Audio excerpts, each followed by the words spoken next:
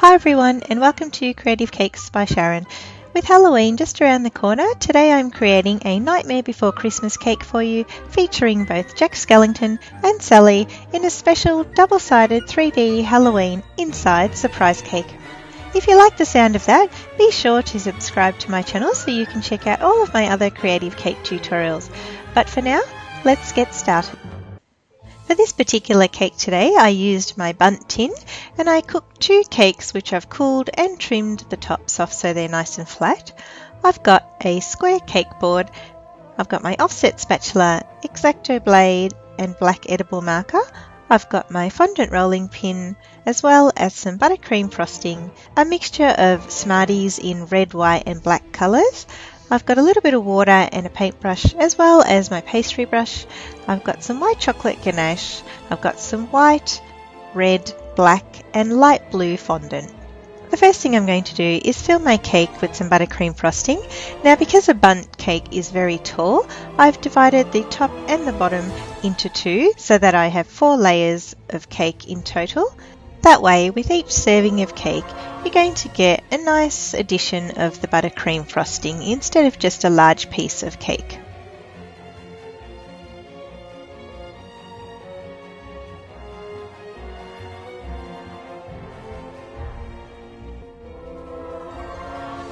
Now I'm going to use my white chocolate ganache to create a crumb coat on the cake.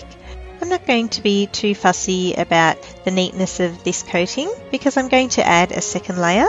So once I've finished this, I'm going to put it in the fridge for about 15 minutes and come back to do the next layer.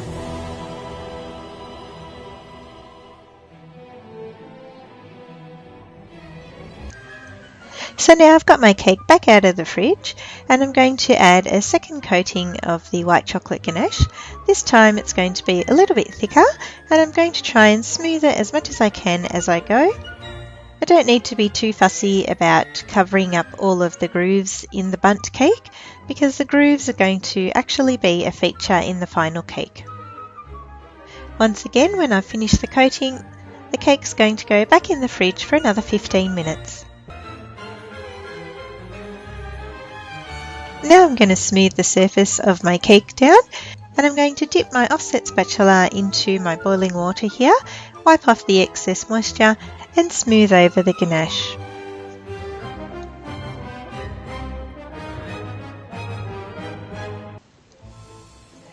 At this point I'm going to transfer my cake onto my cake board. I did say this cake was an inside surprise cake, and to create the surprise we're going to pour in all of the M&Ms and the Smartie mix to the centre of the cake. These are all going to spill out when we cut into the cake. Now I've started to cover my cake and you can see here that I've already covered the white side, which is actually Jack Skellington's side. So I'm going to show you how to cover the Bundt cake for Sally's side. I'm using my pastry brush and the water to moisten the ganache. This is going to help the fondant to stick nicely onto the cake. Then I've just cut a nice neat edge at the bottom of my fondant. And carefully rolling it onto my rolling pin, I'm going to drape it over the cake. Now it's just a matter of opening up the fondant and smoothing it around the surface of the cake. I'm going to use my fingers to push the fondant as far as I can at the bottom of the cake. I've just turned my cake around so you can see that I'm just trimming off the excess red fondant at the join and removing the excess on both sides. Then I'm using a little ball of red fondant to slowly massage the fondant into the seam and making it a nice smooth finish. And finally I'm just going to trim off the excess fondant at the very bottom of the cake. I do want this cake to look like it's a pumpkin that's been painted with Jack and Sally on either side. So using my finger, I'm just going to press into the grooves of the Bundt cake to create a pumpkin-like appearance.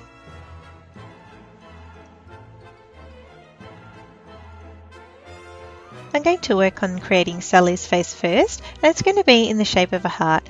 So I'm using this blue fondant to cut the basic shape of her face out.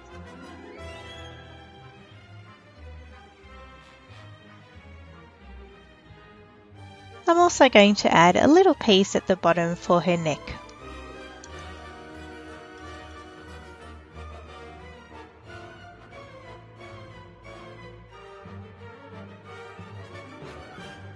To make Sally's mouth, I've rolled out some red fondant and some white fondant.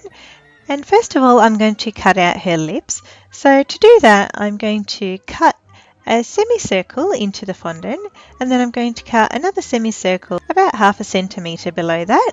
And then for the top lip, I'm just going to cut out a nice smooth M shape. After I've smoothed out the edges, I'm going to stick it onto the white piece of fondant, cut all the way around the mouth, and then position it on the cake. Sally's eyes are an oval shape, and I'm going to position them on a bit of an angle.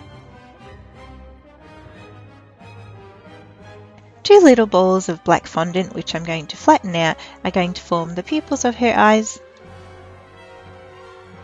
followed by a tiny little ball of white fondant for the reflection. For the cuts and the stitching on Sally's face, I'm going to roll out some snakes of all different lengths out of some black fondant. In the beginning of my tutorial, I showed you a black edible marker, and you could use this here to add all the details to Sally's face instead of rolling out all of the pieces of fondant. Personally, I prefer to roll out my fondant and stick it on. It gives a lot more impact to the cake, but this is always there as an option for you. Now that I've made these markings, I'm just going to go over them with my back pieces of fondant. I'll add some more stitching as well as outline her eyes, her lips, and her face and neck.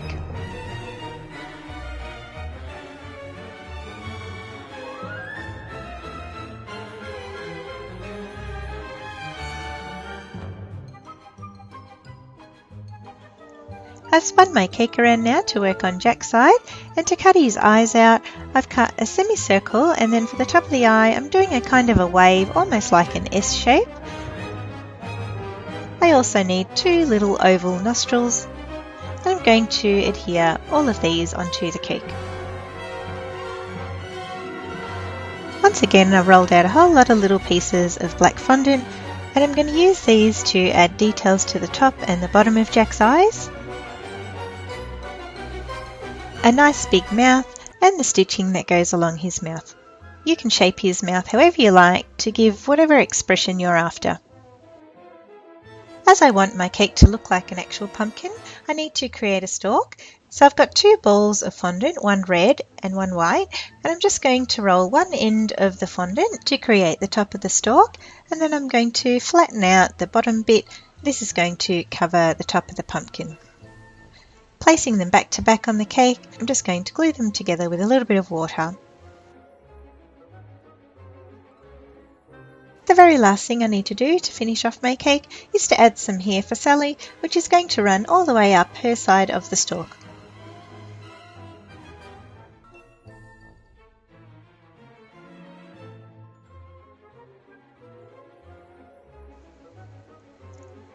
And here they are, Jack Skellington and Sally, both on the one cake. I did, of course, make a surprise inside cake. And just watch as I cut a slice of cake how all the candy falls out beautifully.